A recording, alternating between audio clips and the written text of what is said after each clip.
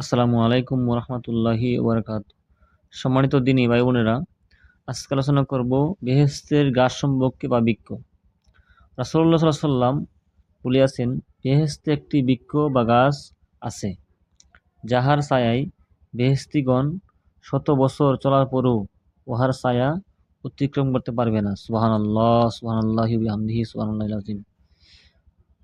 কিন্তু তাহারা এরূপ নিয়ামত সমূহ পাইবে, যাহারা এই চক্ষু কখনো অবলোকন করে নাই, কোনো কর্ণ উহার বর্ণনাও শ্রবণ করে নাই, এবং কোনো অন্তর উহার কল্পনাও করে নাই। সুবহানাল্লাহ। অর্থাৎ এমন নিয়ামত পাইবে, যে নিয়ামত কোনো চক্ষু কোনোদিন দেখে নাই, কোনো কর্ণ কোনোদিন শুনেও নাই, এবং কোনো অন্তর কোনোদিন কল্পনা করে নাই। এমন নিয়ামত আল্লাহ রাব্বুল আলামিন বেহেশতের মধ্যে রাখছেন। সুবহানাল্লাহি ওয়া বিহামদিহি, সুবহানাল্লাহিল আযীম। আল্লাহ রাব্বুল আলামিন পবিত্র কোরআনে ইরশাদ করেছেন, ফালা তা'লামু নাফসুম মা উখফিয়া লাহুম মিন কুররাতি আয়ুন। অর্থাৎ কেউ জানে না যে সেখানে চক্ষুর প্রশান্তি প্রদানকারী কি লুকাইয়া রাখা হইয়াছে। সুবহানাল্লাহ।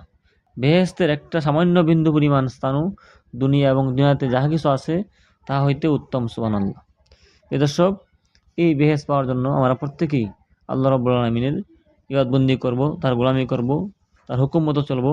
আল্লাহ রাব্বুল আলামিন আমাদের সবাইকে সেই তৌফিক দান করুক। আমিন। আসসালামু আলাইকুম ওয়া রাহমাতুল্লাহি ওয়া বারাকাতুহু।